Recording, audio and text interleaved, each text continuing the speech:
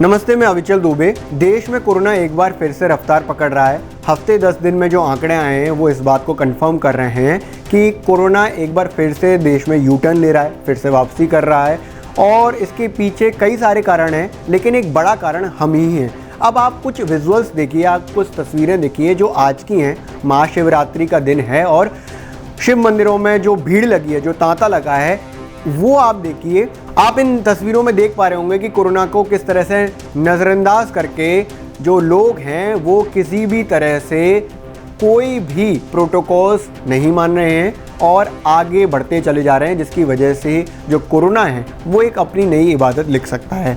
मैं इस बात को इसलिए यहाँ पर कह रहा हूँ क्योंकि त्योहारी सीज़न में हमने देखा है पहले भी कि इस तरह से कोरोना तेज़ी से बढ़ा है। आपने दिवाली दशहरा के पास देखा होगा कि कोरोना बहुत तेज़ी से बढ़ा था और अब भी हमारे पास वही चीज़ें रिपीट हो रही हैं। अब आंकड़ों की तरफ लिए चलते हैं और आपको बताते हैं कि कोरोना किस तरह से अपनी रफ्तार तेज कर रहा है। देश में बीते 24 घंटे में, खासकर अगर बुधवार की बात करें, तो नए मरीज़ जो आए हैं जिनको कोरोना हुआ है वो 21,814 हैं। इनमें से वहीं 17,674 मरीज़ ठीक हो गए। लेकिन एक बड़ा आंकड़ा और ये भी है कि 114 लोगों की मौत बीते 24 घंटे में हुई है। और इसके साथ ही अगर हम 24 घंटे में एक्टिव केसेस का आंकड़ा निकालें तो बीते 24 घंटे में वो 4,000 से ज़्यादा रहे। अब ये जो देश भर में कोरोना मरीज़ों की संख्या आ रही है उसमें से 60% जो कोरोना मरीज़ हैं वो महाराष्ट्र से हैं। आपको एक आंकड़ा बताता हूँ तो महाराष्ट्र में बीते 24 घंटे में 13,659 नए मरीज़ मिले हैं। ये 7 अक्टूबर के बाद सबसे बड़ा आंकड़ा है।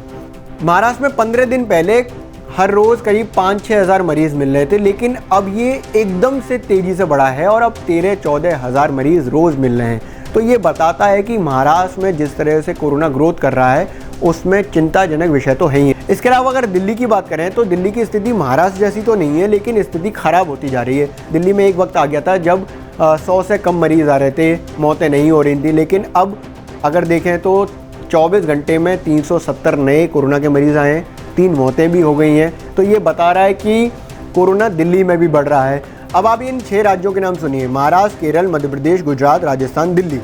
दरअसल ये वो राज्य हैं जिनमें कोरोना यू टर्न ले रहा है। अगर राज्यवार डिटेल देखें तो बुधवार के आंकड़े के हिसाब से महाराष्ट्र में, जैसा मैंने बताया, कि 13,659 मरीज नए आए हैं, केरल में 2,475, मध्य प्रदेश में 516, गुजरात में 675, इसके अलावा राजस्थान में 188, दिल्ली में 370। ये वो राज्य हैं जिनमें कोरोना तेज़ी से बढ़ रहा है और ये राज्य सबसे ज़्यादा इम्पैक्ट डालते हैं। आपने कई सारे नियम, कायदे, कानून सुने होंगे या आप देख रहे होंगे या उनसे गुजर रहे होंगे कि कई जगह नाइट कर्फ्यू लग रहा है, कहीं शॉर्ट लॉकडाउन हो रहा है, कहीं पर RT-PCR रिपोर्ट लेके जानी पड़ रही है। हर राज्य अपने हिसाब से इंतज़ाम कर रहा है, हर लोकल प्रशासन अपने हिसाब से इंतज़ाम कर रहा है कि कोरोना को रोका जाए। लेकिन कोरोना प्रसार के कई सारे बड़े कारण हैं जिनको हमें एक एक करके समझना होगा। उसमें है कि हद दर्जे की लापरवाही हम दिखा रहे हैं, गैर जिम्मेदाराना बिहेवियर हमारा हो गया है। भारत में फिर से कोरोना पीक पर आने वाली स्टडीज़ ये बताती हैं कि मार्च के दूसरे तीसरे हफ्ते में कोरोना फिर से पीक पर आ सकता है। इसके अलावा जो बड़ा कारण है वो ये है कि त्योहारी माहौल में कोरोना का बढ़ना, ये पहले भी हो चुका है और अब भी होगा। अब मोटा मोटी वो कारण समझते हैं जिससे हमें पता चल रहा है कि कोरोना बैक मार रहा है फिर से। तो पहला कारण आता है कि हमारा गैर जिम्मेदाराना बिहेवियर और इसके साथ ही हद दर्जे की लापरवाही। हम वो सोशल डिस्टेंसिंग या वो सैनिटाइजिंग या मास्क नहीं लगा रहे हैं जैसे पहले लगाया करते थे, लॉकडाउन के वक्त लगाया करते थे या पहले प्रोटोकॉल्स फॉलो करते थे।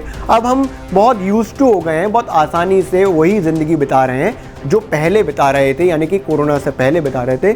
लेकिन हम ये भूल गए हैं कि अभी भी कोरोना मौजूद है। वैक्सीनेशन जो प्रोसेस है वो चल रहा है, लेकिन वो बहुत धीमा है। हम तक अभी वैक्सीन की पहुंच नहीं हुई है, आम आदमी तक पहुंच नहीं हुई है। दूसरा बड़ा कारण ये है कि कोरोना मार्च के 2nd वीक में और 3rd वीक में पीक पर आ सकता है। इस तरह की कई स्टडीज़ सामने आई हैं। कई सारे एक्सपर्ट्स, कई सारे वैज्ञानिकों ने कहा है कि मार्च ये महीना है जिसमें कोरोना फिर से पीक पर आ सकता है। उसके कई सारे कारण उन्होंने दिए हैं और जैसा कि हम देख रहे हैं कि पिछले 15 दिनों के आंकड़े बता रहे हैं कि कोरोना कैसे तेज़ी से अब रफ्तार पकड़ रहा है। इसके अलावा जो तीसरा बड़ा कारण है और बहुत ही इम्पॉर्टेंट है वो है फेस्टिव सीज़न का। ये पूरी तरह से हमसे जुड़ा हुआ है। हमने देखा है कि दशहरा और दिवाली के बाद किस तरह से कोरोना फिर से बढ़ने लगा था और उसके जो बड़े कारण थे कि फेस्टिव सीज़न में जो बाज़ारों में लोगों ने पहुंचकर शॉपिंग करी और किसी भी तरह से प्रोटोकॉल्स को फॉलो नहीं किया, उसके बाद कोरोना एकदम से पीक मारने लगा। और अभी भी आप देखिए कि चाहे महाशिवरात्रि हो या आगे आने वाला त्यौहार होली हो, इसमें सबसे ज़्यादा डर है कि कोरोना फिर से तेज़ी से आगे बढ़ेगा, क्योंकि हम इन त्योहारों पर कई सारी चीज़ें भूल जाते हैं और जो कोरोना को लेकर एस्पेक्ट्स हैं, जो चिंताएं हैं, उनको हम लोग बिल्कुल भी नहीं समझते हैं। तो ये वो वक्त हो सकता है, ये वो फेस्टिव सीज़न हो सकता है जिससे कोरोना फिर से हमें हैरान परेशान कर सकता है। तो आपको खासा ख्याल रखना है कि फेस्टिव सीज़न में जो हम लोग चीज़ें छोड़ देते हैं, जिनको फॉलो नहीं करते हैं, वो ज़रूर करें। भारत में कोरोना के फिर से बढ़ने का एक बड़ा कारण और है, वो है वैक्सीनेशन प्रोसेस का धीमा होना। भारत में दुनिया का सबसे बड़ा वैक्सीनेशन प्रोग्राम तो चल रहा है, लेकिन वो बहुत धीमा है। अभी तक करीब 2.5 करोड़ से ज़्यादा लोगों को वैक्सीन लगाई जा चुकी है, लेकिन भारत की जिस तरह से जनसंख्या है, वहाँ पर करीब 80 करोड़ लोगों को वैक्सीन लगानी पड़ेगी, तब हर्ड इम्यूनिटी तैयार होगी। कल भी हमने रिपोर्ट बताई थी जिसमें बताया गया था कि अगर इसी रफ्तार से चलते रहे तो 27-28 महीने में जाकर वैक्सीनेशन प्रोसेस कंप्लीट होगा, तो वो काफ़ी वक्त लग जाएगा। तो हमें ये ध्यान रखना है कि वैक्सीनेशन ज़रूर कराएं। अगर हमारे अपनों का, हमारे बुज़ुर्गों का नंबर आ रहा है तो ज़रूर कराएं, हमारा भी आ रहा है तो ज़रूर कराएं। उसको वॉलंटरी इग्नोर ना करें, मना ना करें कि हम वैक्सीन नहीं लगवाना चाहते, क्योंकि इस तरह के कई सारे केसेस सामने आ रहे हैं जब लोग वैक्सीन नहीं लगवा रहे हैं, उनको छोड़ दे रहे हैं, ऑप्शन है उनके पास तो वो छोड़ देते हैं। डर है, वैक्सीन हेजिटेंसी कहते हैं जिससे, वो अभी भी बनी हुई है, उसे हमें तोड़ना होगा। वैक्सीन लगवानी होगी, तभी हमारे पास ये कोरोना का जो साइकिल तोड़ने का कोई तोड़ निकल के सामने आ पाएगा।